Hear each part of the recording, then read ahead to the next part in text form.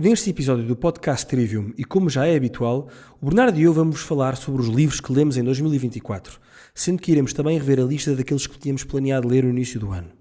Se quiserem ter mais detalhe sobre algum dos livros ou fazer algum comentário, não hesitem em entrar em contacto connosco através das nossas páginas de Facebook ou Instagram. Esperemos que gostem e boas leituras.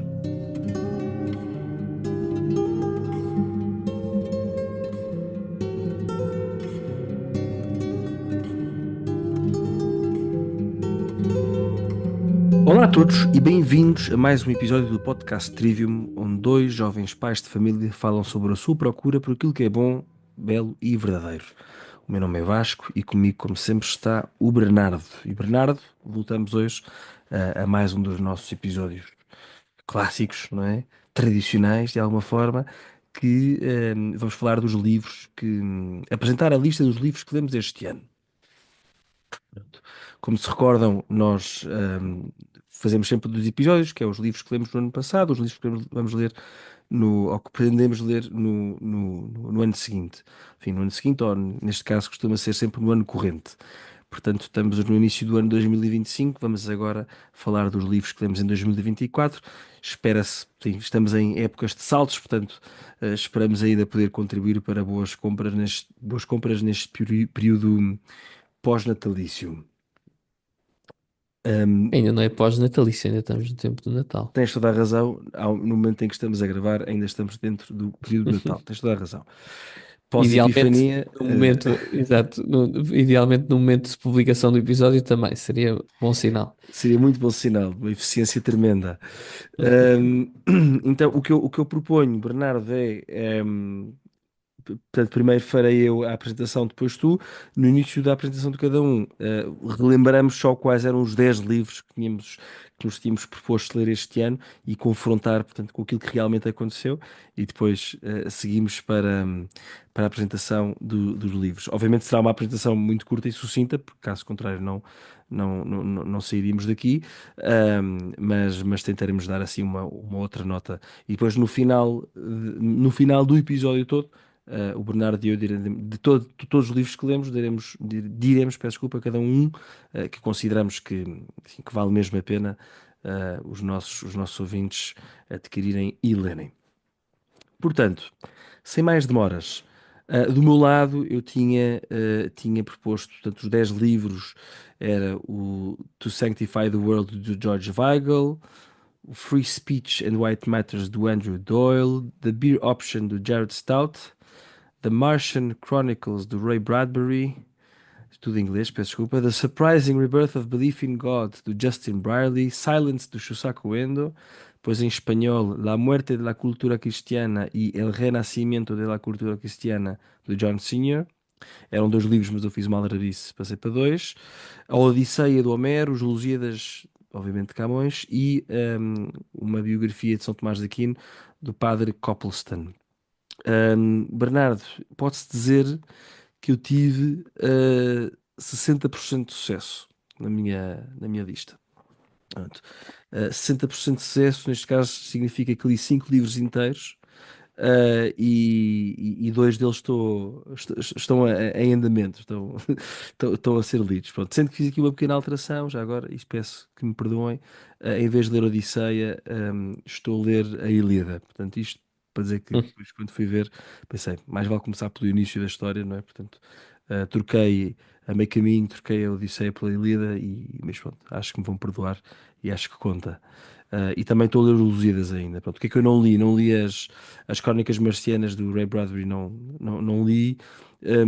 Pus o John Senior de parte, porque pensei, bem, antes de falar sobre a morte e o renascimento da cultura cristã, se calhar tenho que também aprofundar um bocadinho aquilo que é o meu conhecimento, portanto achei mais importante ler aqui, enfim, nomeadamente, neste caso, a Ilíada, e depois, enfim, hei de ler o John Senior, e também não li a biografia de São Tomás de Aquino, uma pena, mas pronto, foi o que foi. Mas 50% de sucesso, já não foi mau. Vamos então agora avançar aqui para os livros, que ainda foi uma lista simpática. Peço desculpa, peço desculpa, tive que me baixar, tenho aqui os livros no chão. Dos livros que eu ainda estou a ler, está bem? Portanto, já falei da Ilíada, enfim, estou a gostar muito, não é? Obviamente é esta história da guerra entre troianos e gregos. eh, e pronto, quer dizer, é uma história de batalhas, de guerras, do drama humano, obviamente com os deuses e a intriga dos deuses à mistura. E pronto, de facto é muito interessante ver como é que estas histórias que, que, que há tantos séculos que são lidas.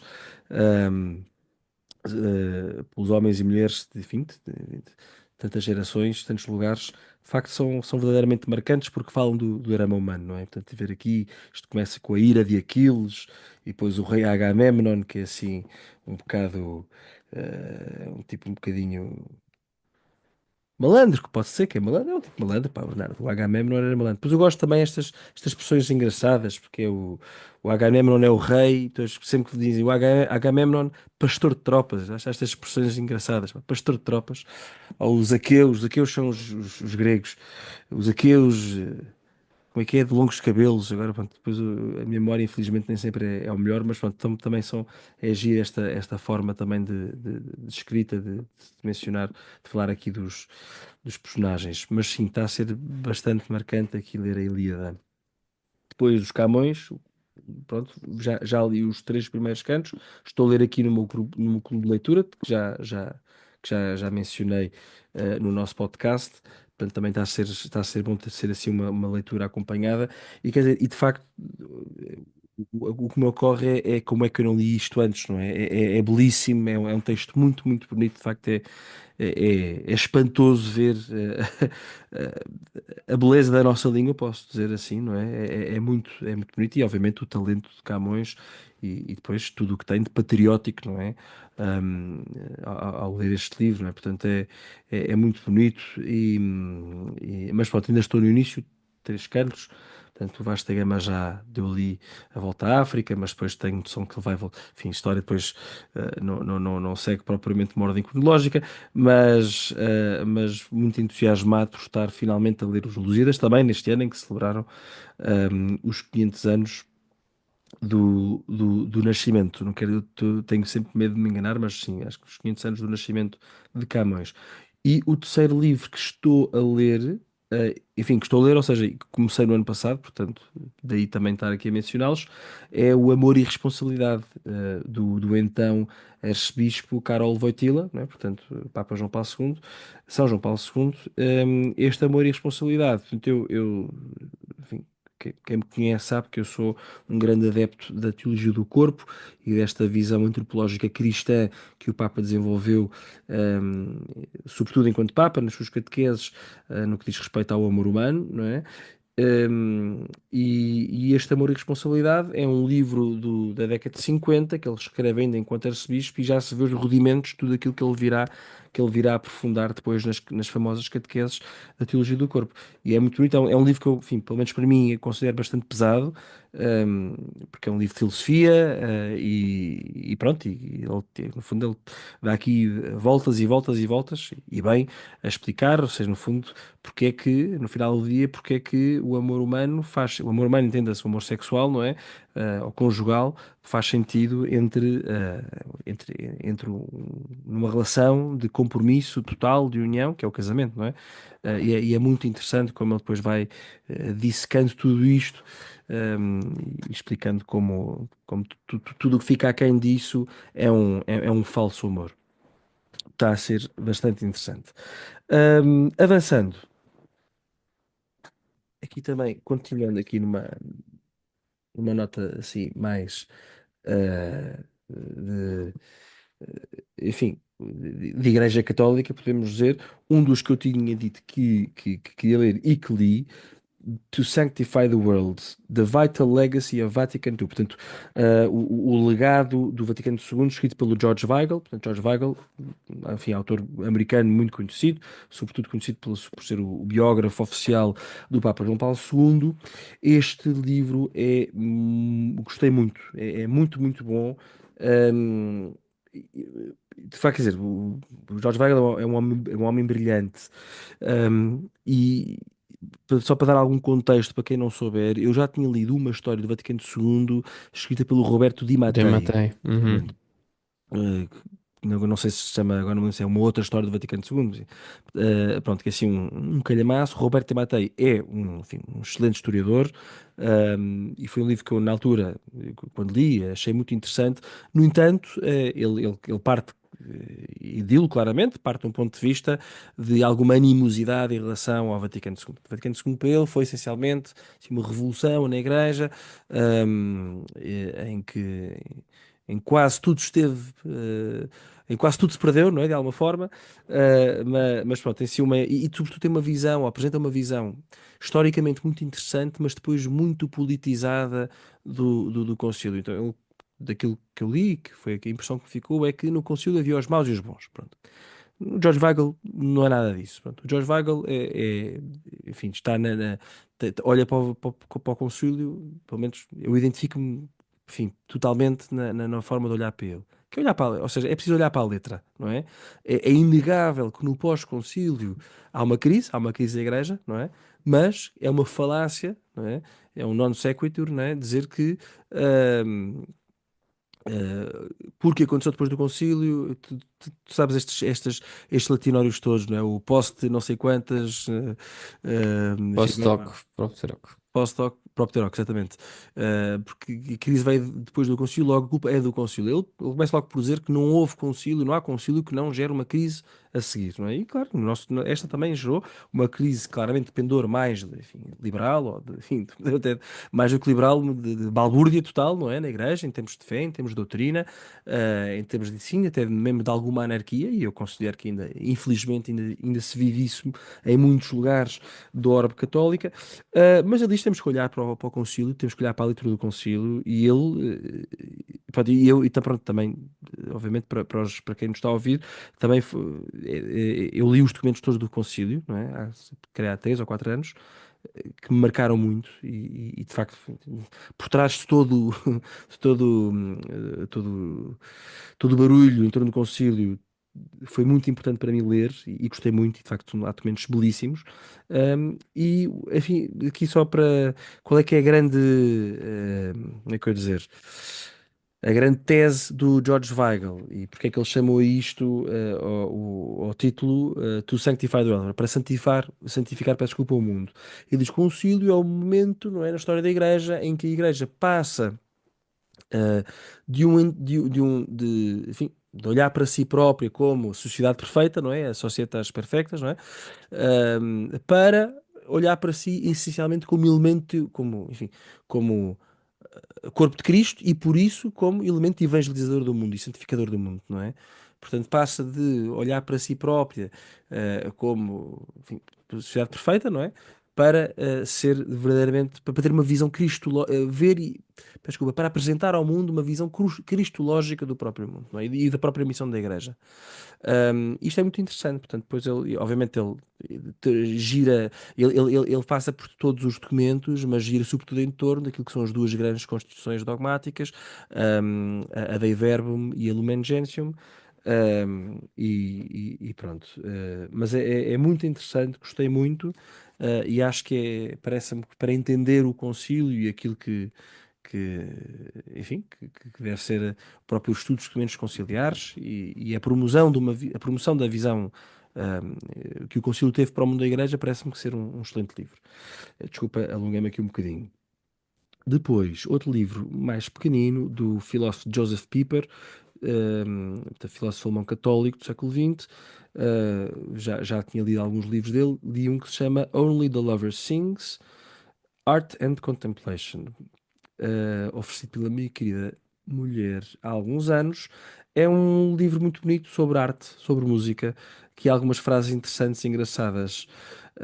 Isto é um conjunto de ensaios desse Joseph Pieper, e houve aqui uma frase que eu achei muito engraçada que passa a dizer, vou traduzir rápido: música e silêncio. Estas são duas coisas que, de acordo com C.S. Lewis, não podem ser encontradas no inferno. Engraçado, não é?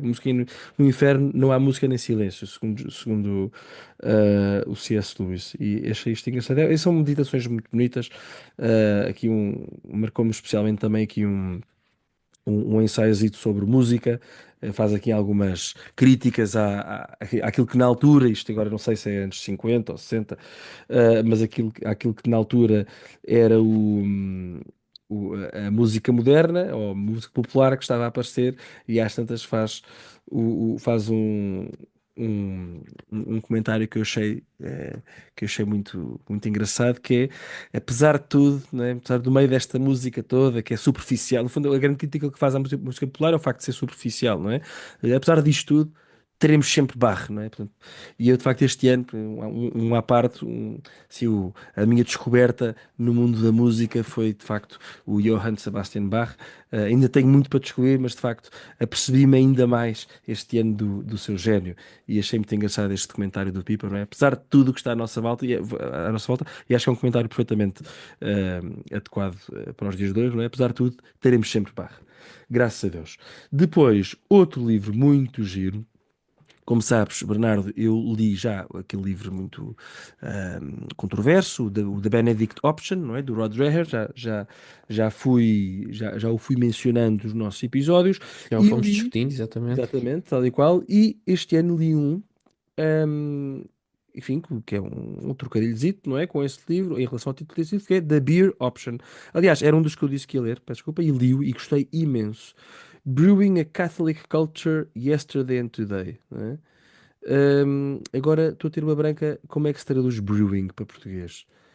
Ai, Hum, Não é fermentação, é produção de cerveja. é Há produção uma de cerveja, palavra? assim. Talvez hoje, não sei, olha, não faz mal, mas é pronto. Mas é esta brewing, mas é o sentido de fermentado, é fermentando uma cultura católica. É muito engraçado.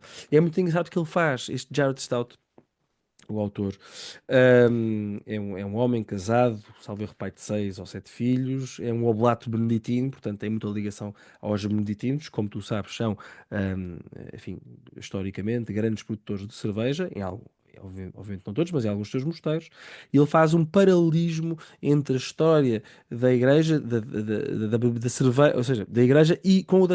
Peço desculpa, isto hoje não está bem. Faz um paralelismo entre a história da cerveja e a história da igreja, não é? Desde a antiguidade, não é? Portanto, ele começa com a antiguidade, como é que nós sabemos da cerveja, etc. E depois chega a cristandade, e depois há um crescendo até a Idade Média, que também corresponde com um crescendo do aperfeiçoamento da produção de cerveja, nomeadamente com os monges. Depois há uma queda, nomeadamente depois com o protestantismo e tendências mais de maior abstinência, e hoje em dia estamos a reviver um, enfim, um ressurgimento também da cultura cervejeira. Ele também dá sempre muito o exemplo daqueles dos beneditinos de Nórcia, em Itália, e pronto. Mas é um livro muito giro, marcou-me muito porque também, ou seja, é um livro também, obviamente, é escrito por um católico, e é uma obra, enfim, católica, não é? Daqui de como transformar a fé, e ele diz muito engraçado que é a cerveja, não é?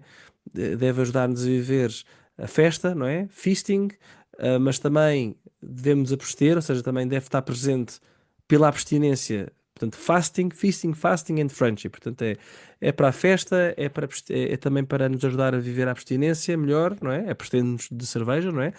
E nos tempos próprios, não é? Ele dá o exemplo do Advento e da Quaresma, e depois também como elemento que junta as pessoas. A única crítica que eu faria a este livro, de que gostei muito, é que ele coloca sempre o consumo de cerveja num ambiente social, ou seja, com amigos, etc. E tal. Pronto. Eu, ainda assim, acho que também, da mesma forma como agora, e espero que não leves a mal esta comparação, mas também utilizando aqui as várias analogias que ele vai fazendo em relação à vida da fé, da mesma forma que também nos recolhemos para rezar, não é? Sozinhos, não é?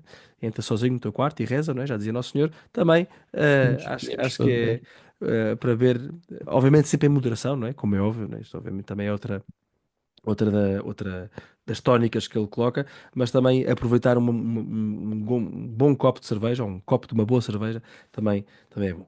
Bom, adiante. Depois, outro que eu tinha dito que ia ler, e li Justin Brierley, The Surprising Rebirth of Belief in God. Este livro é muito interessante. O Justin Brierley tem uns programas muito interessantes, de fé, cultura, no YouTube. Eu não sei se ele é anglicano ou se faz parte de alguma denominação protestante, mas é um tipo super interessante, é um tipo que fala com todos, com católicos, ortodoxos, protestantes, ateus, agnósticos, fala com toda a gente.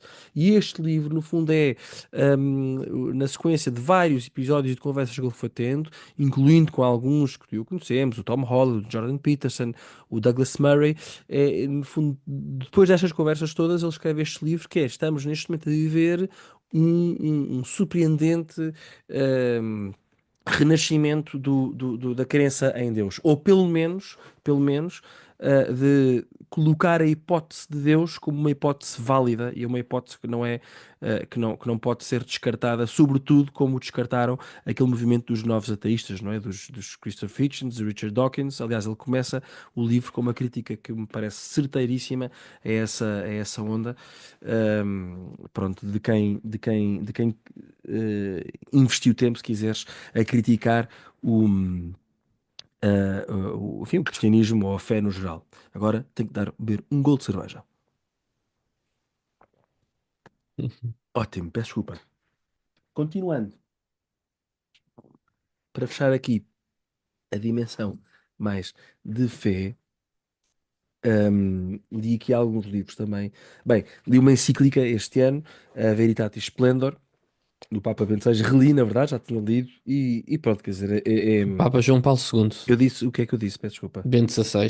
Peço imensa Não é desculpa. que seja muito distante, mas não é Não, exatamente a mesma pessoa. não, ainda por cima eu estava a ler, mas devo estar tão cansado que consegui enganar. Mas sim, Veritatis Splendor é uma encíclica obrigatória, ok? É uma encíclica, é provavelmente a mais importante encíclica de teologia moral, enfim, dos últimos 50 anos, à vontade. Também provavelmente terá sido a única, não sei, mas é fundamental um católico ler e perceber, ou seja, esta ideia de que de facto que um mal moral nunca pode ser justificado, não é? Portanto, e que nós devemos, no fundo, procurar viver na verdade e por isso mesmo também o aperfeiçoamento moral é uma obrigação, não é? Para todo o cristão. Portanto, aconselho muito. E mais do que isso, ajuda-nos Diz só, isso. desculpa, Vasco. Por favor. Essa regra, obviamente, que é fundamental, seguirmos o bem, não seguirmos o mal, mas a encíclica é mais do que isso, para os nossos ouvintes que não conhecem. Acho que é uma encíclica que nós já fomos referindo. Pelo menos é uma das minhas encíclicas que mais me marcou. Tem uma coisa muito interessante que é, e que nós temos uma intuição, todos, mas que nem sempre sabemos, sabemos explicar, que é o quê? Que é perceber quais é que são os critérios que fazem de uma determinada ação boa ou má. Isso. O que é bom, o que é mau. Porque temos um bocado a tendência de utilizar um critério mais, se calhar, mais utilitarista ou consequencialista, ou então um critério, se quiseres, um Proporcionalista. bocadinho mais kantiano ou proporcionalista. E o que o Papa João Paulo II nos diz é que não, nem uma coisa nem outra. É verdade que as circunstâncias, que a intenção moldam um bocadinho da moralidade da ação, mas as ações em si próprias, o objeto da ação é em si próprio bom ou mau. Pronto, e acho que esta noção é uma noção que é fundamental e que hoje não está tão presente quanto isso. Portanto, é um contributo extraordinário e importantíssimo e que me faz ter de sublinhar aqui a recomendação do Vasco para esta encíclica. Acho que é de facto fundamental. Eu já li há muito tempo, não sei se estou a dizer algum disparate, Vasco, mas, Não, não, mas não, queria não. dar esta nota. Disseste tudo muito bem e acho que é daquelas encíclicas que, de facto, que tempos a tempos temos de voltar a ler, não é? Temos de voltar a ler, porque, sobretudo no mundo em que vivemos, de relativismo moral, não é? Esta encíclica surge como, enfim, uma lâmpada no meio das trevas, porque, porque de facto tudo isso que acabaste de dizer, ou seja, dar os argumentos para perceber porque é que o mal é sempre um mal e porque é que um bem é sempre um bem, creio que é algo que devemos sempre voltar a estudar. Mas fizeste muito bem em dar essa nota, obrigado. Depois li um pequeno livro de um tal de Gioacchino Pecci, que veio ser o Papa Leão XIII, não é? No final do século XIX, A Prática da Humildade. E é um livro muito bonito, li agora no final do ano. É um daqueles livros, enfim, que nos dá saudáveis chapadas na cara, desculpa a expressão, não é? Isto é um livro assim com 60 pontos, não é? 60 pontos, portanto é bastante curto Enfim, fez-me bem, porque faz-nos sempre bem, não é? Eu vou-te ler o primeiro, muito rápido. Abre os olhos da alma e considera que não tens nada de que te gloriar. De teu só tens o pecado, a debilidade e a miséria. E quanto aos dons da natureza e da graça que há em ti, só a Deus, de quem os recebes como princípio do teu seres, pertence a glória. Portanto, este tipo de livros, para mim, a mim fazem muito bem. Depois, outro livro muito pequenininho, se calhar já leste também, Dai Razões da Vossa Esperança, foi a primeira carta pastoral do nosso patriarca, Dom Rui Valério, patriarca de Lisboa, e é uma, obviamente, aqui totalmente focado no ano, no jubileu de 2025, que é o Jubileu da Esperança, e é uma carta muito bonita aqui também para voltar a centrar, não é, as nossas esperanças em Deus, não é? Portanto, também muito bonita e recomendo muito esta carta do nosso patriarca. Li enfim, li de uma ponta à outra e com mais calma, já tinha lido, mas um bocadinho mais rápido. Cavaleiro Invencível, Cristão Exemplar, Biografia Espiritual de São de Santa Maria. É um livro do meu querido amigo Padre Ricardo Figueiredo, que já participou aqui no nosso podcast, que teve a simpatia de me convidar para escrever o prefácio. Daí ter lido assim no ano passado, mas agora quis ler com mais calma e pronto, de facto, São Nuno de Santa Maria é um santo nacional, é um santo português e que não deixa de admirar. E acho que de facto eu fui à apresentação do livro e precisamente o Dom Rui Valério, que foi um dos que esteve na mesa a apresentar, disse uma coisa que é verdade, que o Padre Ricardo conseguiu aquilo que parecia impossível, que é mais uma biografia de São Nuno, mas diferente de todas as outras, porque verdadeiramente foca-se ahm, nos aspectos espirituais da sua vida. Pronto. E com tudo o interessante que é, não é? Porque era guerreiro, era senhor feudal, ahm, terminou a vida como a carmelita, religioso, portanto é muito interessante. É uma história, uma história de vida muito bonita e também de amor à pátria, não é? Também, que é algo que é uma noção que se perdeu muito. Li mais aqui dentro da secção religiosa. The Commonitory of Vincent of Lerins. Vincent of Lerins, São Vicente de Lerins é um santo. O Commonitory não sei se diz comunitório, não sei. Agora não me lembro exatamente do sentido da palavra, mas creio que é assim uma memória que ele escreve. E é um livro muito interessante, é um livro que é muitas vezes citado pelo Papa Francisco, curiosamente, sempre que ele se quer referir ou explicar o tema do desenvolvimento da doutrina, não é? Pronto. E é muito interessante porque ele, no fundo, tem aqui uma definição clássica, não é? Agora, confesso que já li isto mais no início do ano, já não me lembro muito bem, mas a definição é que, no fundo, os membros do corpo crescem, mas é sempre o mesmo corpo, portanto não crescem, não se tornam num corpo diferente, portanto isso como argumento, se quiseres, para a doutrina, não é? A doutrina vai crescendo, mas mantém-se a mesma, portanto não pode contradizer aquilo que veio antes. Pronto, portanto foi um livro que também se lê rápido e muito interessante. Li também ainda a carta ao Duque de Norfolk, do São John Henry Newman, que é uma carta muito interessante sobre a consciência, ou melhor, o significado da consciência para os católicos, ok? Isto veio no seguimento da definição da doutrina da, hum, como é que se chama isto? Da infalibilidade papal, o então, o então ex-primeiro-ministro Gladstone, estamos no século XIX em Inglaterra, faz uma grande crítica a dizer que isto aqui da infalibilidade papal significa que não se pode confiar nos católicos, que eles só prestam.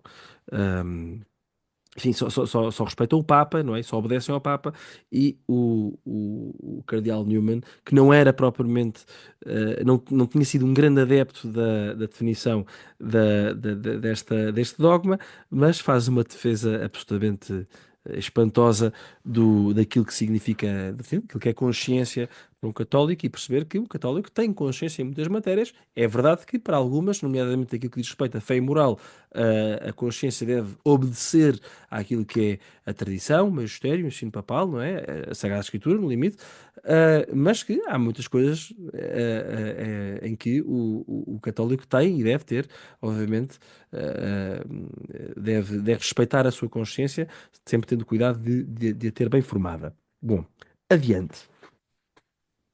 Aqui, no campo da educação, que é um tema, como tu sabes, Bernardo, também tem sido muito importante agora nestes últimos tempos na minha vida, e por causa dos projetos que estamos a ter, de abrir escolas, quem sabe um dia, mas li aqui 4 livros. O primeiro, Know Thyself, conhece a ti próprio, não é? Ah, o subtítulo é Classical Catholic Education and the Discovery of the Self. Um livro muito interessante sobre a educação clássica católica. Uh, e pronto, quer dizer, no fundo é um livro que fala sobre o que é que enquanto católicos se entende por educação clássica, não é esta união do saber, e pronto, e também peço desculpa, mas também o foco todo nas artes liberais. Enfim, é um livro muito interessante. Também li outro que é The Case for Catholic Education. Eu não disse o anterior, o livro anterior é do Andrew Youngblood e foi editado pela Word on Fire, não é? Este aqui, The Case for Catholic Education, é de um Ryan Topping, também um livro muito interessante sobre. Pois é interessante que estes livros depois citam-se uns aos outros e fazem referências uns aos outros. Bem, obviamente uns aos outros, na medida em que uns fazem aos que foram escritos anteriormente, não é? Obviamente. Este case, da Case for Catholic Education também foi muito interessante, não é? Este regressar a uma visão católica da educação, que talvez a citar só os propósitos da educação, não é? Os objetivos, os fins da educação. Ele coloca 3 fins, este Ryan Topping, 3 fins, no sentido do fim, vai imediato, remoto e último. Então, o fim imediato da educação é o aperfeiçoamento pela virtude, não é? O fim remoto é aumentar a cultura da pessoa e o fim último é a felicidade. Portanto, achei isto muito interessante, não é? Nós no final do dia, a educação serve para alcançarmos a felicidade, não é? Primeiro terrena e depois, obviamente, eterna. Porquê? Porque a educação católica também olha para o ser humano ahm, ao fim, tem uma visão antropológica do homem, que é, pronto, que o homem é a alma é eterna e, portanto, queremos a felicidade eterna. Li também um livro muito interessante sobre educação que se chama The Holy Seas, portanto, Teaching on Catholic Schools, portanto, o ensinamento da Santa Sé sobre escolas católicas, escrito por um arcebispo, o arcebispo Michael Miller, que à data, isto foi escrito em 2005, 2004, 2005, era o secretário da Congregação para a Educação. E ele escreveu, isto aqui veio de umas, de umas palestras, conferências que ele deu em Washington, e é muito interessante. No fundo, ele dá assim ele refere 5 características da escola católica, um, e que eu agora não vou dizer, porque senão nunca mais sai daqui. Mas é muito interessante esse livro, também recomendo muito. Depois um livro do Papa Francisco, não foi uma carta que eu depois comprei um livrinho, O Papel da Literatura na Educação. É uma carta muito interessante, uma carta que o Papa Francisco começou por escrever a seminaristas, mas depois logo no princípio disto. Eu escrevi isto só para os seminaristas, mas depois pensei, isto é para toda a gente, não vai para toda a gente. Mas é engraçado que depois, ao longo do texto, vai-se referindo essencialmente a seminaristas e formação sacerdotal e seminários, mas é fazer, obviamente, é ir trocando seminaristas e seminários por, enfim, católicos e casas, não é? Mas é um livro muito, muito engraçado, uma carta muito engraçada sobre o papel. Portanto, para quem não sabe, o Papa Francisco é um grande leitor, sempre gostou muito de ler, inclusive foi professor de leitura, e é muito interessante a abordagem que ele traz à literatura como sendo, e aquilo que ele defende ser um papel fundamental na, na formação e mesmo no crescimento das pessoas, dos católicos, enfim, em termos de maturidade espiritual e afins. Depois, do Mortimer J. Adler, um grande filósofo americano do século XX, um grande promotor dos grandes livros, não é? Dos currículos baseados nos grandes livros, nos great books. Ele escreveu um, um livro que se chama The Paideia Proposal, Educational Manifesto. Paideia Proposal Educational Manifesto. Portanto, a paideia neste sentido ser o processo de aprendizagem das crianças, não é? É um livro muito interessante, é um manifesto que ele escreveu, no fundo escreveu em representação de várias pessoas que pertenciam a um grupo que era para a ideia grupo, pronto. E é muito interessante. Uma coisa que eu gostava só de referir aqui sobre este livro, ele apresenta aqui, ele diz que a aprendizagem deveria ter, ele diz, três colunas, não é? Três colunas. Todas elas necessárias, não é? A primeira coluna seria a coluna didática, não é? Portanto, se quiseres mais que a sala de aula em que o professor ensina e os alunos ouvem. Devia ter uma segunda coluna que seria uma coluna mais prática, não é? Em que os alunos fazem exercícios, estão a estudar e o professor, se quiseres, vai rodando as mesas e acompanhando os alunos. Depois devia ter uma terceira coluna, que ele diz que é a coluna que não existe e sem a qual nada do que foi dito anteriormente vai servir para o que é que seja, que é a coluna socrática, se quiseres, não é? Ou seja, que é momentos de discussão, não é? Discussão em torno de uma obra. hum, hum, Pronto, e o processo para dar origem ao processo da maiôtica, não é? O processo da maiôtica, entenda-se, o fazer nascer, se quiseres, as ideias na, na, enfim, no coração, na alma dos alunos, não é? E que isso é feito através do modelo socrático, não é? Portanto, tu, como sabes melhor do que eu, não é? Os diálogos socráticos, que eram os diálogos em que, através de perguntas, iam surgindo, não é? De alguma forma, as ideias, as intuições. E ele defende que é isto. Numa escola nós devíamos ter o ensino didático, devíamos ter a componente prática, mas devíamos ter, sobretudo, a componente socrática, não é? Como coroação, se quiseres, da própria educação. Já estou a acabar, Bernardo, não te desesperes. Não te espero, Vasco, vamos. Estamos quase. Então vá. Em romances não foi um ano de romance, está bem? Eu acho que já tinha dito no ano passado que estava a começar as Duas Torres, portanto, do Senhor dos Anéis, portanto eu acabei as Duas Torres. Decidi, decidi não começar o Regresso do Rei, provavelmente irei lê-lo neste ano que vem, mas isto fica para outro episódio. Mas pronto, as Duas Torres, quer dizer, é magnífico. Ler O Senhor dos Anéis é maravilhoso, é maravilhoso. Depois li duas obras do mesmo autor, japonês, Shusaku Endo. O primeiro foi Silêncio, não é? Um dos livros que eu disse que ia ler. Um livro muito interessante, tão interessante, tão interessante, tão interessante, que eu estou há vários meses, vê lá tu, a preparar um episódio. Gostava de trazer aqui para o Trivium, mas falta-me concluí-lo. E de facto, às vezes é esta a dor da conclusão, de como é que acabamos isto, como é que acabamos o episódio. Mas foi um livro muito interessante, muito interessante. Ahm, também já fomos falando deste livro algumas vezes, mas foi uma boa leitura, sobretudo um bom romance. E depois li também, descobri, enquanto estava a ler, que o Shusaku Endo, no mesmo ano, escreveu outro livro que se chama The Golden Country, portanto, O País Dourado, que é uma espécie de prequela. É prequela que se diz, não é, Bernardo? Prequela? Sim, prequela. Prequela, uma prequela, exatamente, do Silêncio, portanto, fala a apostasia daquele primeiro padre, não é? Do primeiro padre, o padre Cristóvão Ferreira, é a história da apostasia dele.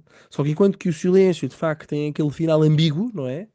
Ahm, Ambíguo, este Golden Country, o final é tudo menos ambíguo. Portanto, o padre que apostatou foi um fraco, enquanto que os japoneses cristãos que morreram mártires são os verdadeiros heróis. E é muito interessante. É uma peça de teatro, como convém dizer, e já não li uma peça de teatro há muito tempo. Soube muito bem voltar a ler uma peça de teatro, confesso. E foi muito bom, porque também foi bom ler este livro, porque vou trazê-lo também para o episódio que estou a preparar, do Silêncio. Não será só sobre Silêncio, será Silêncio e este da Golden Country, porque são livros que de facto que se complementam e que me parecem muito interessantes, até para os tempos que correm, que são tempos de martírio de alguma forma, em que temos que dar testemunho da nossa fé. E, finalmente, os últimos livros. Eu esqueci-me há bocadinho de um, peço desculpa. É só porque foi emprestado, e, portanto já perceberam que eu estou aqui com livros na mão, mas um que me foi emprestado que se chama Forjados pelo Amor, Cartas a uma Jovem Esposa, da Alice von Hildebrandt. A Alice von Hildebrandt foi uma americana casada com o filósofo Dietrich von Hildebrandt. É um livro muito, muito bonito. Aliás, a minha mulher leu o primeiro e depois pediu-me para ler. É uma série de cartas que a Alice von Hildebrandt foi escrevendo ao longo assim, de vários meses, talvez um ano, a uma jovem esposa, lá está. E é muito engraçado, é bonito, é sobre as dificuldades do início do casamento. Aliás, acho que é um bom livro este Forjados pelo Amor para se ler para quem está a preparar-se para o casamento. Enfim, agora, para concluir, cinco livrinhos para concluir, mas rápido. Henrique Barrilar Ruas, uma biografia, enfim, uma biografia de Luís de Camões, mas é um bocadinho ousado chamar isto uma biografia. É um livro da Grifo, também que o nosso amigo António Vieira da Cruz me ofereceu. Mas é um livro muito bonito, é assim, é- chamar-lhe uma biografia poética, não é? Portanto, no fundo, não se sabe muito da vida, não é? Da vida de Luís de Camões, mas o que este autor fez, este Henrique Barrilar Ruas, foi através enfim, da própria obra dos Camões, seja os sonetos, seja os próprios Lusíadas, no fundo faz aqui um esboço da vida dos Camões, mas um esboço que acaba por ser poético também, por se basear tanto na obra. Mas dá-nos uma noção enfim, de onde nasceu, de que esteve na guerra em África, que voltou, que esteve preso, que foi para Macau e por aí e em diante. Fui até Macau, peço desculpa, fui até Macau. E pronto, mas foi bom também, de alguma forma, para celebrar este ano a vida de Camões. Depois, continuando aqui na história, mas uma história mais recente, Fight for the Falklands. Oh, Bernardo. Portanto, Fight for the Falklands é um livro de um autor chamado John Laffin. As Falklands, obviamente, para os argentinos seriam as Malvinas, não é? Como sabes, eu, por causa do trabalho do meu pai, vivi uns anos na Argentina durante a minha adolescência e percebi sempre lá que este tema das Malvinas era um tema, pronto, obviamente quente, não é? Mas na altura, nunca aprofundei muito a história, não é? Portanto, obviamente, as Falklands, a guerra nos anos 80, enfim, nos meses de abril, início de maio, salvo erro, de 82, esta invasão que a Argentina faz às Ilhas Falklands, que são território inglês no Atlântico Sul e, obviamente, muito próximo do território da Argentina, do território continental, e depois como é que o Reino Unido recuperou na altura da primeira-ministra Thatcher, como é que recuperou os Falklands. Olha, foi o primeiro livro de guerra que li e achei interessante, eu gostei bastante e foi interessante, pronto. De facto, é muito estranho pensar, não é? Como é que há 40 e poucos anos estas duas nações estiveram em guerra, não é? E depois este debate, não é? As Falklands, são Falklands ou são Malvinas, não é? Eu confesso, e espero não ofender ninguém, a partir do momento em que todos os habitantes que lá estão, em sucessivos ahm, referendos, querem manter-se ingleses, eu tendo a estar do lado deles, não é? Se um território se quer manter, se a população se quer manter inglesa, ou de qualquer nacionalidade, pronto, no dia em que eles queiram ser argentinos, naturalmente. Fará sentido passar em cima Malvinas. Mas pronto, eu admito que o que eu esteja a dizer possa ser algo muito controverso, mas foi assim foi a opinião com que fiquei. Depois, Free Speech and White Matters, do Andrew Doyle, outro livro que eu disse que ia ler e li. O Andrew Doyle é um tipo muito interessante, é um tipo de esquerda, mas é um livro pensador. E este livro sobre a liberdade de expressão é muito interessante. É muito interessante. Ele coloca aqui, porque de facto, mesmo às vezes, enquanto católico, ok? Pronto, é algo que me debate muito, não é? Ou seja, deve ou não ser permitido, da mesma forma que ou melhor, deve ser não ser permitido, por exemplo, como é que eu ia dizer, cartoons satíricos e ofensivos com o Papa, com Nossa Senhora, com Jesus, com os santos, não é? Da mesma forma que os muçulmanos não aceitam isso em relação a Maomé, não é? Devemos ou não devemos aceitar, não é? E pronto, ele diz que se deve aceitar, não é? Que se deve aceitar. Acho que ele não é propriamente contra, mas a tese dele é, a partir do momento em que começamos a limitar a liberdade de expressão, temos o caldo entornado. Pronto. Obviamente ele está por parte questões de ofensas mais à pessoa, como sendo a difamação, e a difamação é crime, não é? Mas tudo o resto ele defende que devemos verdadeiramente defender a liberdade de expressão. Pronto, eu ainda não estou propriamente resolvido e não me vou alongar mais, mas é um livro muito interessante, este do Andrew Doyle, muito provocador e enfim, está-me a fazer pensar sobre o tema. Depois, um livro que me marcou muito, do Cal Newport, já tinha lido um livro do Cal Newport, que se chama Minimalismo Digital, mas este ano li um que se chama Slow Productivity, que é o livro mais recente dele. É um livro espetacular. No fundo, o subtítulo é The Lost Art of Accomplishment Without Burnout. Que é o quê? No fundo produtividade lenta. Ele propõe três princípios para esta produtividade lenta, que é fazer menos coisas, trabalhar a um ritmo humano e ser obcecado com a qualidade. Pronto. Ele está aqui a referir-se também àquilo que ele chama de knowledge work, portanto, trabalho para quem usa a cabeça para pensar, para trabalhar, não é? Ou seja, não está a colocar aqui o tema da agricultura, nem portanto, não, está-se a referir ao setor terciário e não ao primário e secundário. E é muito interessante, de facto, eu acho mesmo que cada vez mais trabalhamos a um ritmo louco, cada vez mais os fenómenos de burnout são cada vez mais comuns e também eu tenho vindo a observar que o meu próprio trabalho, quando é feito à pressa, é pior, não é? Quando é feito com calma, é melhor e vejo também à minha volta, não é? Às vezes, e vivemos num mundo em que querem tudo para ontem, e aquilo que eu vejo é que, de facto, quando queremos tudo para ontem, é tudo rápido, depois há erros que surgem nos trabalhos, erros que se perpetuam, erros que depois são mais complicados de corrigir. Portanto, parece muito interessante que estas ideias de fazer menos coisas, trabalhar a um ritmo humano e ser obcecado com a qualidade, não é? Depois dá vários exemplos, um dos exemplos que eu dou é Jane Austen. Ele diz que a Jane Austen demorou anos a escrever os romances que ainda hoje são dos melhores romances da história, não é? Portanto, enfim, Jane Austen, mas dá muitos outros exemplos relacionados à ciência, enfim, vários exemplos. Um, mas é um livro que eu recomendo muitíssimo. E finalmente, o último livro dos meus queridos Genesis. 67 a 75, os anos do Peter Gabriel. Portanto, já sabes que eu sou um grande fã de Genesis e este senhor italiano, Mario Giametti, fez assim uma pequena biografia dos primeiros 8 anos de vida dos Genesis, que provavelmente são a minha banda preferida e gostei muito de ler. Eu gosto muito de ler também, para descansar a cabeça, às vezes temas tão sérios, ler coisas mais lúdicas e gostei muito de ler este livro sobre os Genesis. Um, Até, não sei se sabes, Bernardo, às vezes de umas palestras assim, meio ocultas sobre os Genesis, onde põe música e falo põe a música a dar e falo da banda e falo de músicas, divirto-me imenso e este livro foi também uma excelente leitura. Pronto, e calmo-me para todo o sempre. Peço desculpa aos meus ouvintes. Para todo sempre também não é preciso, mas agora Obrigado. durante uns poucos minutos, Vasco, só para eu também poder apresentar os meus livros a quem sobreviveu até agora.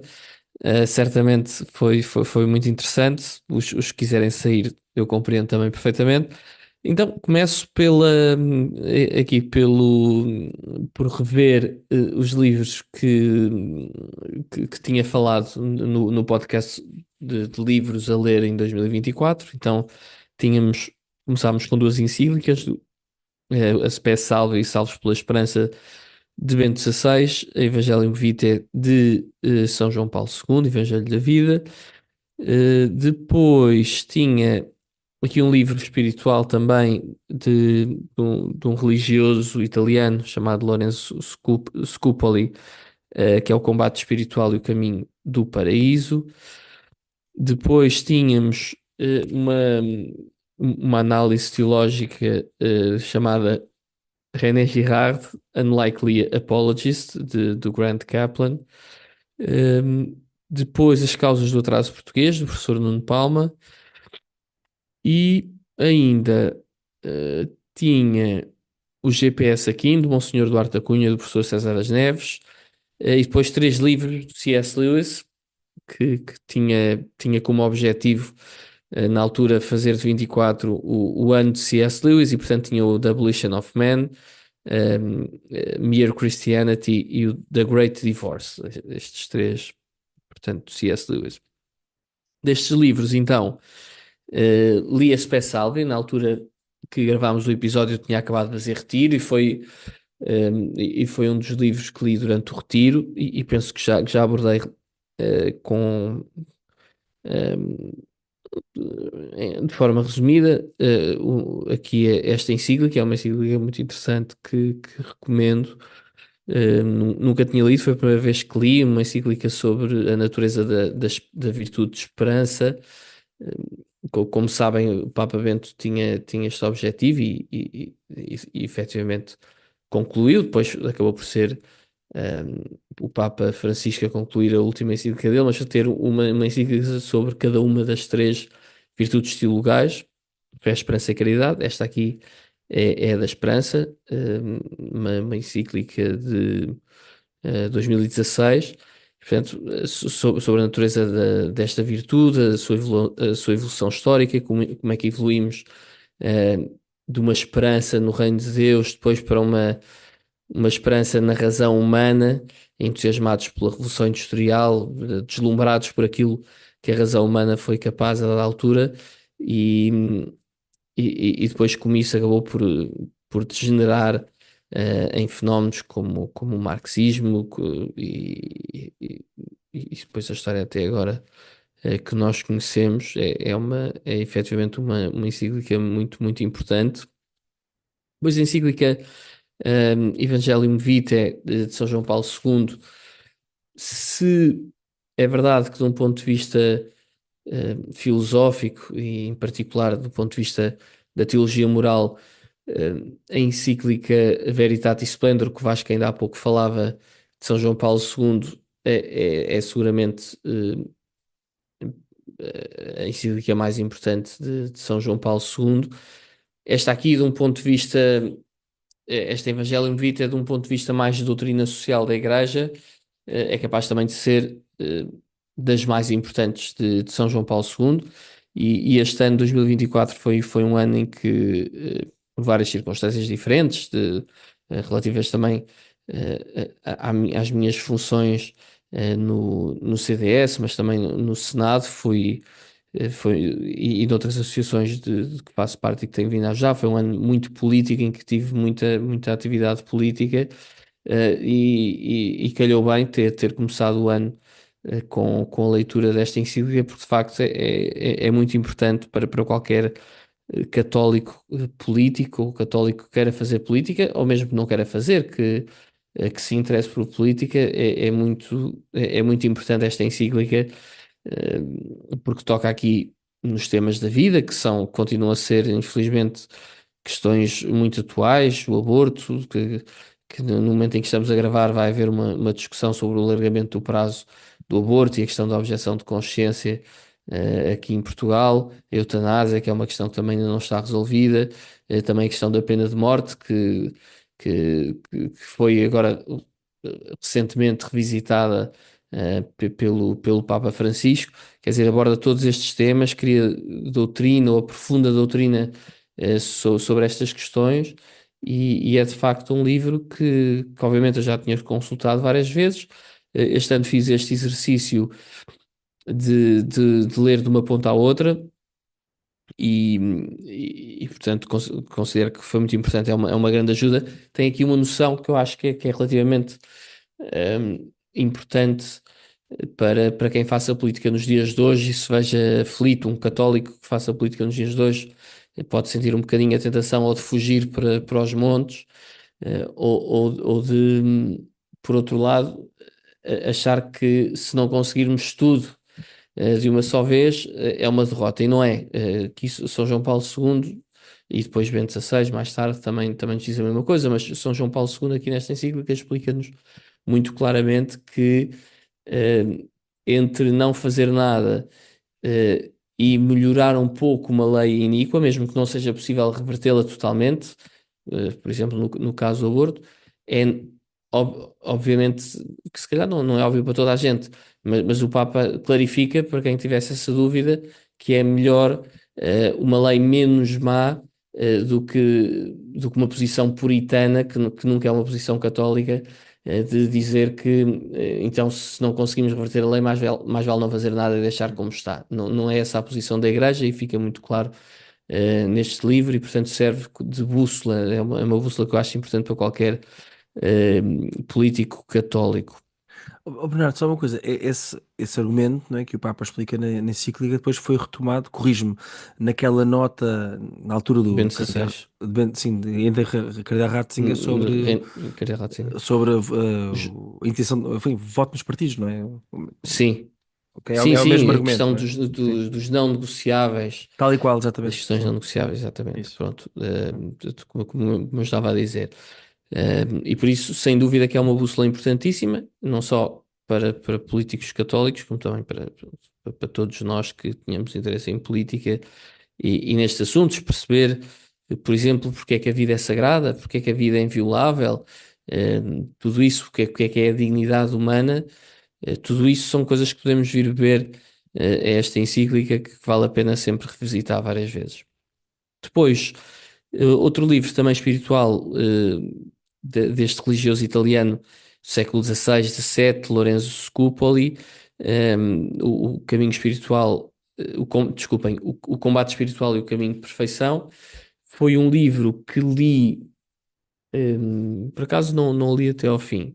Penso que faltarão algumas páginas que deixo se calhar para este ano. Mas foi um livro que li por sugestão, uma vez já foi referido neste episódio, e é bom sinal, o padre Ricardo Figueiredo, nosso querido amigo. Ele, o padre Ricardo Figueiredo, para quem não sabe, e aproveito para fazer publicidade, vai fazendo uma série eu diria, de ciclos de palestras, de cursos, de formações, normalmente online, via Zoom, sobre os mais variados temas. Neste caso, foi uma leitura acompanhada que nós fizemos durante a Quaresma, e que tinha como fio condutor precisamente este livro, e foi neste contexto que eu conheci o livro, que não conhecia, e que não só li, como também meditei com a ajuda do Padre Ricardo Figueiredo. Portanto, Padre Ricardo, se nos estiver a ouvir, um abraço e obrigado por esta sugestão, que de facto é um clássico da literatura espiritual, se calhar não tão conhecido como livros, como a Imitação de Cristo, mas sem dúvida um livro que eu acho importante e do qual consegui tirar bastante benefício e, portanto, não deixo de recomendar este livro também. Depois, este livro, René Girard, Unlikely Apologist, um livro de Grant Kaplan, um teólogo norte-americano, publicado pela University of Notre Dame, como dizem os americanos, Notre Dame. No fundo, acaba por ser uma análise teológica e filosófica à obra de René Girard, que é um autor muitíssimo interessante, que eu não conhecia. Eh, Precisamente, penso que já tinha comentado isto no episódio que gravámos sobre os livros que queremos ler este ano. Um, Tinha alguma curiosidade em o conhecer um bocadinho melhor. O nosso amigo também já referido neste episódio, o António Vieira da Cruz gosta bastante dele e já me tinha dado alguma literatura dele e, portanto, quis aprofundar um pouco. Acho muito interessante, acho que vale muito a pena conhecer. Este livro é uma boa introdução, embora seja complexa. Aqui assuntos, temas um pouco do ponto de vista da teologia, que para quem não tenha formação académica, pelo menos, pode ser difícil de acompanhar, mas do ponto de vista filosófico é interessante. Até gostava de fazer um episódio sobre este autor, sobre este filósofo. Um, e que acho até, Vasco, para ti, se me permites a sugestão, que tens vindo a aprofundar tanto aqui o teu conhecimento nestas questões da educação e também da compreensão do ser humano, e em particular quando nós, das crianças, ao fim e ao cabo. O René Girard é muito conhecido, assim, a grande contribuição dele para este diálogo filosófico é a noção, não sei se conheces, a teoria mimética. Não sei se já ouviste falar da teoria mimética, talvez eu já tenha comentado noutro episódio. Diz-me algo, mas não estou a recordar agora. Pronto, e esta teoria mimética, depois eu podemos aprofundar noutro episódio, que eu acho que vale a pena conhecer. É algo que é muito fácil de observar nas crianças, mas que, pronto, segundo este autor, está presente em todos nós e, efetivamente, e- Mimética tem a ver com imitação? Só para. sim, tem a ver com a Ok, imitação. Por pronto, exemplo, certo. onde é que é completamente óbvio e que todos nós reconhecemos este exemplo? Nós olhamos para duas crianças que estão a brincar, dois irmãos, dois amigos que estão a brincar, duas crianças pequeninas, imagina, de 2 anos, ou 3 anos, ou 4 anos, o que for, estão a brincar e um deles interessa-se por um brinquedo. O que é que acontece? O outro vai logo querer esse brinquedo também, não é? E Logo. portanto ele diz que nós, por natureza, até podia nenhum dos dois ter interesse nenhum naquele brinquedo. A partir do momento em que um se interessa, o outro vai querer de certeza absoluta aquele brinquedo. Sim, E sim, ele depois sim. aplica, ele olha para este comportamento e depois para outros comportamentos que nós, como adultos, também temos. De facto, é muito interessante perceber que nós temos um bocadinho esta tendência de mimetismo. As crianças são particularmente miméticas, não é? Porque ainda não estão treinadas, ainda não desenvolveram a virtude necessária para combaterem um bocadinho as suas inclinações. Mas nós adultos temos a mesma coisa. Vemos isto, por exemplo, na moda, não é? Porque é que a dada altura, de repente, toda a gente quer usar os mesmos ténis brancos com brancos e verdes, ou porque é que queremos todos utilizar uma determinada roupa ou uma determinada marca em detrimento de todas as outras que existem, não é? Portanto, quer dizer, é muito fácil ver também nos adultos, nas crianças é objetivamente óbvio e não é sequer discutível. Pronto, e ele depois pega nisto, o mimetismo, e aplica no fundo, quase como chave de leitura de quase toda a história da humanidade. É interessante, e depois introduz aqui outro conceito importante na obra de René Girard, é também o conceito do bode expiatório, e depois, obviamente, aqui o peso.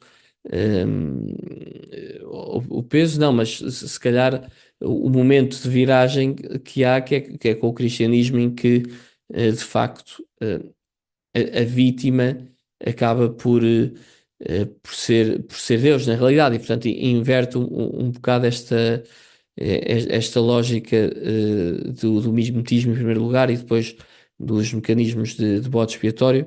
Pronto, isto depois posso explicar com um bocadinho mais detalhe no outro episódio, mas é uma teoria que é muito interessante. E que de facto me deu algum gozo conhecer. Depois, o que é que temos mais? As causas do atraso português do professor Nuno Palma. Este aqui também era um dos livros que eu me tinha proposto ler.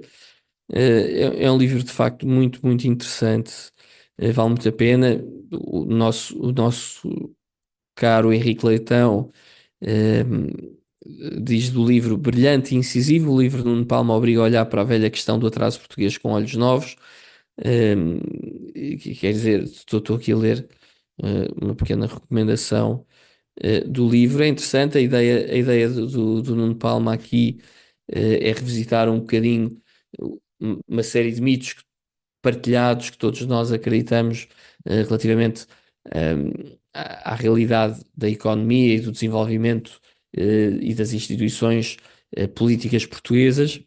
Temos muito tendência a achar que se calhar foi o Estado Novo aqui a peça fundamental para explicar o atraso que se observa em Portugal relativamente aos outros países da Europa. Ele tem uma leitura diferente, muito, muito bem fundamentada. O livro está bem escrito. O Nuno Palma é um tipo que é muito interessante, vale muito a pena ler, também vale a pena ouvir. Ele tem uma série de episódios em podcast, quer dizer, já foi falar ao podcast como é que se chama? Do Tomás Magalhães, do Despolariza, já foi ao Miguel Milhão, já foi ao 45 Graus, João Maria Pimentel. Quer dizer, vale a pena ouvir, não é um estilo que toda a gente vai gostar, faço já o disclaimer, mas de facto é um tipo que é livre e que diz efetivamente aquilo que pensa, e aquilo que pensa é efetivamente muito bem fundamentado. E acaba por ser um bocadinho uma lufada de ar fresco em relação aos discursos que estamos habituados a ouvir aqui no campo da economia. Pronto, isto aqui de livros que eu tinha falado.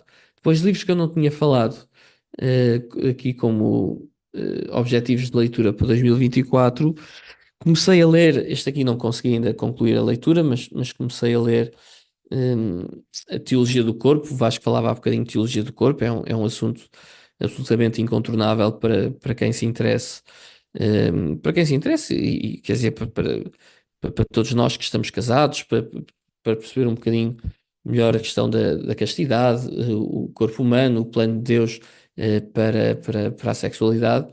A teologia do corpo, de facto, é um recurso incontornável. Obviamente, já tinha lido, tal como o Vasco, uma série de livros sobre o assunto, mas tenho agora este objetivo de se calhar ir um bocadinho à origem. É um calhamaço grande, a teologia do corpo. Para quem não conhece, no fundo foram as audiências de quarta-feira do Papa João Paulo II entre setembro de 1979 e novembro de 1984, com algumas interrupções, nomeadamente, obviamente, quando houve o atentado contra a vida do Papa, a 13 de maio de 1981, e depois também durante o ano de 1983, que foi um ano jubilar, um ano santo da redenção. E pronto, isto aqui sobre a teologia do corpo, também de alguma forma relacionado com a teologia do corpo e relacionado também com a minha atividade política ao longo deste ano. O Vasco e eu fazemos parte de uma associação que se chama Dá o Clique e que tem feito assim, a primeira associação portuguesa a fazer algum trabalho a consciencializar a sociedade como um todo, não só os católicos, mas a sociedade como um todo, para os graves problemas que o consumo de pornografia pode não, acarreta consigo, e portanto é um trabalho que tenho vindo a fazer. E este livro, o livro do Matt Fred, chamado The Porn Myth, o mito da pornografia, aqui uma tradução livre para português. É de facto um livro essencial, se calhar a par com Your Brain on Porn, que eu acho que também, também conhece, também já leu, e se calhar entre outros, mas este aqui é um livro que eu acho importante e que também me tem ajudado bastante neste trabalho político que eu tenho vindo a fazer, político e social, não só necessariamente político, relativamente à questão da pornografia.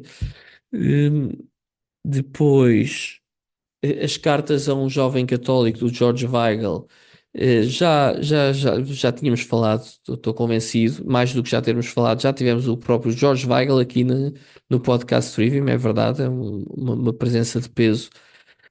Mas, se bem se recordam, aqueles que tiveram a oportunidade de assistir ao episódio, o George Weigel veio cá a Portugal precisamente para apresentar uma nova edição em português deste seu, permitam-me dizer, clássico Cartas a um Jovem Católico, que tinha uma característica particular, que tinha mais cartas do que o livro original. Ahm, no entanto, essa edição, o Jorge Weigel de facto veio cá, participou do nosso podcast, fizemos uma conferência, foi um podcast aberto, por assim dizer, houve pessoas que vieram assistir à conferência, e foi organizado em parceria com a paróquia de Alverca, e mando um abraço para o Ricardo Formiga, se nos estiver a ouvir, que foi aqui o grande impulsionador desta iniciativa.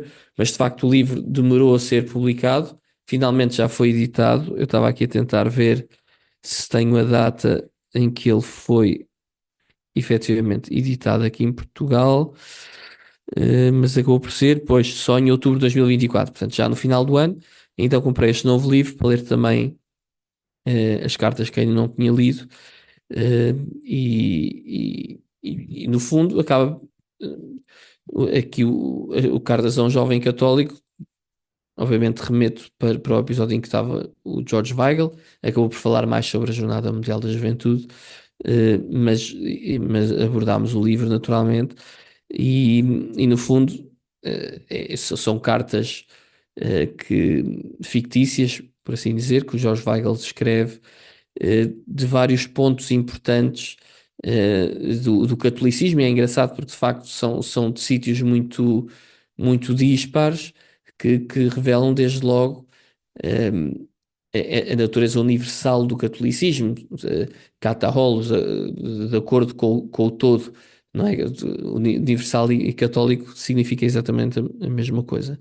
E, portanto, tem aqui Baltimore, a Basílica de São Pedro, obviamente, Monte Sinai, Jerusalém, como é óbvio, mas também o Oratório de Birmingham, em Inglaterra, eh, o Oldshire Cheese, em Londres, para falar de Chesterton e do mundo sacramental. Quer dizer, o Yorkshire, para falar de reviver o passado em Brideshead e esta escalada do amor. Enfim, Capela Sistina, vários locais, vários locais físicos que existem mesmo e que nos ajudam eh, por exemplo, o campo de concentração de Auschwitz, para falar do mistério do mal, a Catedral de Chartres em França, para falar da beleza, enfim, muitas coisas, muitos locais que nos recordam aqui um bocadinho eh, os básicos, o Catholicism 101, para utilizar a expressão inglesa, eh, mas de facto com uma profundidade e uma abordagem um bocadinho fora do comum e que de facto são muito interessantes e acho que nos ajudam muito. Foi um livro, desculpa interromper-te muito rápido, foi um livro que eu li assim pouco depois assim, da minha viragem, conversão e que me marcou muito. Portanto, só queria mesmo reforçar que vale mesmo muito a pena ler este livro das cartas a um jovem católico. Boa. E não Vasco, então lance também o desafio de ler as cartas novas que ainda não leste. Sim, entretanto, eu comprei a Compraste o versão livro inglesa, já? a versão inglesa. Compraste em É inglês? a versão Pois, e inglesa, bem, sim. Portanto, tenho para ler. e bem, e bem. Depois, o que é que temos mais de livros que não tinha aqui na lista inicial? Igreja, Comunismo e Política. Enfim, mais um livro num ano de grande atividade política que é um essencial para qualquer político católico. A Igreja, Comunismo e Política não fala só de política, mas como o próprio nome indica, é uma das três partes do livro. É um livro do Cardeal Ratzinger. Na realidade não é bem um livro, é um conjunto de vários ensaios, discursos, cartas na altura do Cardeal Ratzinger acerca destes três assuntos. Em primeiro lugar, na primeira parte, explora a parte igreja, explora um pouco os ensinamentos do Concílio Vaticano II sobre a igreja, o que é que significa ser o povo de Deus, não é? Este termo, o povo de Deus, tão importante, o papel do Papa e também uma reflexão que eu acho, pelo menos no ano passado, que foi o ano do Sínodo sobre a sinodalidade, portanto, um ano em que se falou muito, não só sobre o sínodo, mas também sobre a própria sinodalidade, o que é isto de um sínodo sobre a sinodalidade, e acho que num ano, ou pelo menos agora já não vamos a tempo, mas tendo em conta esta reflexão que houve na Igreja Universal sobre o que é a sinodalidade, eu acho que é obrigatório voltar a esta obra, porque de facto as lições do Cardeal Ratzinger sobre o que é que significa a sinodalidade são fundamentais nesta discussão. São absolutamente fundamentais e interessantíssimas nesta discussão. Depois a segunda parte do livro, eh, o Cardeal Ratzinger analisa um pouco o movimento ecuménico, quais é que foram as suas conquistas, mas também quais é que são os seus problemas, com toda a frontalidade, com toda a franqueza que nós estamos habituados eh, no Papa, mas na altura no Cardeal Ratzinger, eh, e quais é que são os princípios, de acordo com ele, para um verdadeiro progresso em relação à unidade de todos os cristãos, que é isso que deve ser o ecumenismo, não é? O ecumenismo não é fazer de conta que é tudo igual, mas é um caminho que fazemos juntos com os nossos irmãos eh, protestantes, com os nossos irmãos ortodoxos, eh, eh, em procura, ao fim e ao cabo, da Igreja de Cristo, que é uma só Igreja, não são três, nem são depois as 30 mil divisões que existem dentro da tradição evangélica protestante. Gosto muito da palavra reformada, porque é mais revolucionária do que reforma. Mas enfim, depois a contra-reforma é que é a verdadeira reforma. Mas isso uma questão para outra altura. Eclésia sempre reformanda, pá. Exatamente.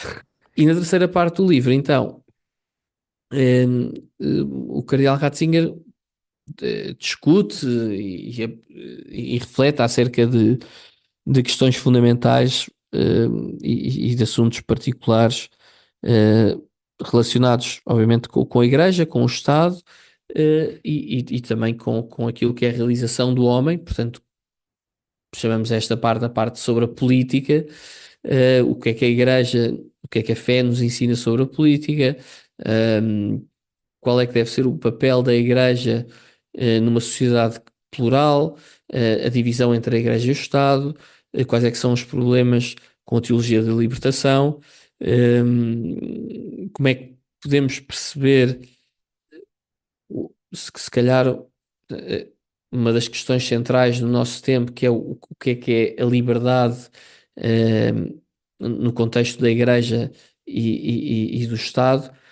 Portanto, todos estes assuntos é um livro que é obviamente obrigatório, quanto a mim, para qualquer católico e para qualquer político. Eu atrever-me a dizer, é um dos livros recomendados do Senado. Vou falando várias vezes sobre livros que são recomendados do Senado, e até antes de ser recomendado do Senado já conhecia o livro, eventualmente já tinha referido aqui, porque era um livro que muitas vezes era referenciado pelo padre João Seabra, que é também uma grande referência nossa, para quem nos acompanha, e não só é uma referência nossa, como foi uma grande referência, obviamente, na Igreja Portuguesa, mas também na cena política portuguesa dos últimos 50, nos últimos 50 anos, eu diria, aqui em Portugal. Depois, além desta encíclica do Cardeal Ratzinger, que já referi, Super Salve, também este livro da Igreja, Comunismo e Política, do Cardeal Ratzinger. Li também uma série não foram livros, mas foram uma série de artigos, porque tive a oportunidade, hum, que estou muito feliz por ter tido essa oportunidade durante o ano 2024, fazer um curso, uma formação hum, organizada pela Universidade Francisco Vitória e pela Universidade de Isabela Católica, que são institutos espanhóis, são institutos em Espanha, que organizam de vez em quando atividades para jovens líderes católicos ligados à política, mas não só, também ligados à empresa e a movimentos, etc. E, portanto, foi um encontro que nós tivemos o ano passado, ali relativamente perto de Madrid, no mosteiro de Lavide, e no fundo estivemos durante esse, chamamos-lhe assim, retiro intelectual, a revisitar outra vez, entre outras coisas, aquilo que são os fundamentos, aquilo da doutrina social da Igreja e mais do que a doutrina social da Igreja como um todo, do magistério recente sobre a política, sobre a sociedade civil. E, portanto, nesse contexto também li aproveitei esse momento para ler uma série de discursos e de escritos vários do Cardeal Ratzinger, do Papa Bento XVI, sobre este assunto, entre eles a famosa conferência da Universidade de Ratisbona, que depois deu muita polémica. Depois, para além disto, o que é que eu estou a ler? Para finalizar, também não terminei, mas comecei a ler eh, em 2024, aqui, no final do ano passado, a nova encíclica do Papa Francisco, que é a encíclica Dilexit Nós, e de facto tenho a dizer que isto foi novembro de 2024, portanto foi mesmo no final do ano, Dilexit Nós, portanto, Amonos, não sei qual é que é o título em português. Montes, é Montes, é Montes. a Monos. Sim. Eh, é a carta encíclica sobre o amor humano e divino do coração de Jesus, e, de facto estou a ler com calma. É uma encíclica, naturalmente, tem umas mais que as outras, mas tem sempre uma componente espiritual importante. Mas estou francamente positivamente surpreendido. Tenho lido todos os documentos do Papa Francisco eh, e dos Papas em geral. Acho que é importante lermos, pelo menos as encíclicas, as exortações apostólicas. Acho que são documentos que é importante nós irmos lendo. Portanto, conheço o estilo. Mas neste em particular tenho a dizer que estou a gostar bastante. Uma pessoa começa o primeiro capítulo e é logo inundado com John Henry Newman, com Dostoiévski, com Guardini, com Homero, e de facto começamos da melhor forma possível. Para quem gosta de literatura, é de facto um deleite começar a ler esta encíclica. E depois é um assunto que é importantíssimo, como é evidente, da natureza do amor humano e amor divino, do coração de Jesus. Pronto, estes foram os livros que li ou que estou a ler neste momento. Relativamente aos outros os que não li, como puderam perceber, foi este GPS aqui, neste pequena introdução a São Tomás de Aquino, do Monsenhor Duarte da Cunha e do professor João César das Neves, e depois os três livros que também tinha falado já, do C.S. Lewis. Foi assim. Vasco, passo-te a palavra. Bernardo, antes de concluirmos, estavas agora a falar dos autores citados pelo Papa Francisco na encíclica de Lexit Nós, naquilo que eu referi, naquela carta do papel da literatura na educação. Eu não sei se não foi a primeira vez que um Papa citou C.S. Lewis, curiosamente, É bem porque possível. É bem citou possível. duas vezes. Quer dizer, citou num documento. Sim, num documento, enfim, oficial, neste caso. Num documento oficial, não é? Porque Sim. seguramente citar Não é isso, São sim, João sim, Paulo sim. II, Bento XVI, não acho que. Sim, mas num documento oficial. Pronto. Enfim, apesar de Sim, ser uma sim, carta, é bem possível. não é uma encíclica, nem uma exortação, nem uma carta apostólica, é uma, entre aspas, mera carta, mas achei engraçado estas duas citações do C.S. Lewis. Então, tínhamos combinado que agora, para terminar, que teríamos de escolher um, ou seja, aquele que, dentre todos aqueles que escolhemos, que Gostávamos aconselhássemos de os nossos destacar. ouvintes. Portanto, queres destacar tu primeiro? Sim, posso destacar eu primeiro. Ainda não sei bem qual é que vou destacar. Não, destaca tu, se já tens Então, pensado. eu tenho na minha mão. Mas é muito rápido. É The Holy See's Teaching on Catholic Schools. Pronto, de facto, o, todo o tema da educação é um tema que me tem interessado muito e perceber o que é mesmo uma educação católica, não é?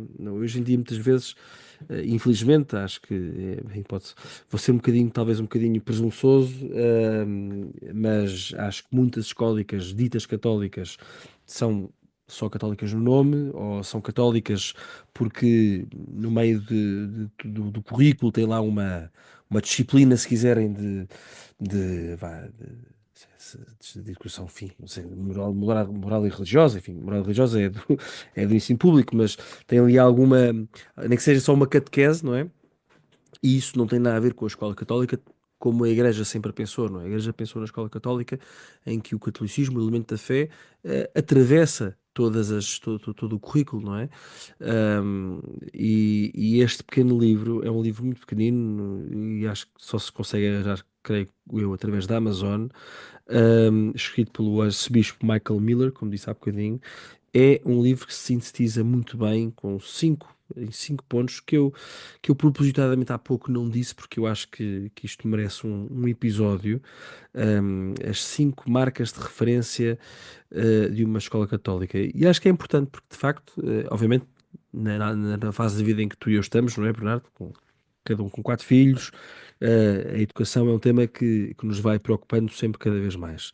Ahm, e, e acho que é importante, acho que em Portugal, graças a Deus já há alguns bons colégios, muito bons até, mas é preciso mais, não é? É preciso mais educação católica e para isso é preciso percebermos todos nós, os pais, os educadores, ahm, futuros professores, perceber o que é que significa uma escola católica, não é? O que é que faz de uma escola católica, que não é uma escola exclusiva, enfim, de exclusivismo, não é? Ou seja, é uma escola aberta a todos, não é? Mas, estando aberta a todos, tem uma proposta muito concreta. E por isso é este livro que eu destaco. Falei um bocadinho mais só para dar tempo para poder escolher o teu. Não, obrigado, Vasco. Deu-me tempo. E acho que vou acabar por sugerir mesmo este último de que falei, que é a encíclica do Papa Francisco de Lexit Nós. O meu destaque este ano vai para esta encíclica. Enfim, não li ainda até ao fim, mas pelo que já fui lendo, acho que já tenho aqui informação suficiente para poder recomendar com muita confiança hum, aos nossos ouvintes este livro, que de facto está extraordinário e que nos volta a centrar em algo fundamental, não é? Falámos muito aqui de política, falámos de literatura, falámos de uma série de coisas, mas no fim do dia, como dizem os nossos amigos ingleses, no fim do dia, o que interessa mesmo é o coração de Jesus, não é? E voltar ao coração de Jesus. Muito bem, Bernardo, obrigado. Eu ainda não li e de facto tenho lido. Só tenho ouvido dizer coisas boas dessa encíclica e de facto acho que o Santo Padre tem, tem, tem alguns documentos em que verdadeiramente fala do coração, não é? E acho que isto não é um jogo de palavras, Não, é um tema que é mas caro, que é sim, caro sim, ao sim, Papa, não é? Esta exatamente, questão. exatamente. Mas muito Do, do, obrigado. do amor humano e do amor de Deus por nós e a dimensão da misericórdia de Deus, Isso. misericórdia, misericórdia, cor, coração, coração miserável, ou seja, toda esta dimensão do amor de Deus é muito, muito cara ao pontifício atual e, portanto, este livro tinha tudo para este livro, desculpem, esta encíclica, não sei se devo chamar livro, tinha tudo para de facto ser importante, porque efetivamente é, é verdade que o Papa Francisco não é, digamos assim, consensual. Enfim, nem toda a gente gosta, mas é mesmo assim, não é? O Papa é como se fosse um pai, e às vezes gostamos mais de umas coisas, outras vezes gostamos menos, mas sendo nosso pai temos sempre muito amor naturalmente, mas relativamente a este assunto do amor, da misericórdia, do amor que Deus tem por nós e que nos chama sempre, apesar de todas as nossas misérias, apesar de todos os nossos defeitos, apesar de todo o nosso pecado, é de facto uma imagem de marca do Papa e que de facto esta encíclica parece-me retratar bem. Muito bem. Obrigado, Bernardo. E a todos os nossos ouvintes também obrigado por terem ficado connosco até agora. Não se esqueçam de partilhar este nosso episódio, de colocar like. Também, obviamente, neste episódio de forma especial, coloquem nos comentários, mandem-nos mensagens com aquilo que foram as vossas leituras, aquilo que recomendam, mas acima de tudo que as vossas vidas sejam uma procura por aquilo que é bom, belo e verdadeiro. Até à próxima.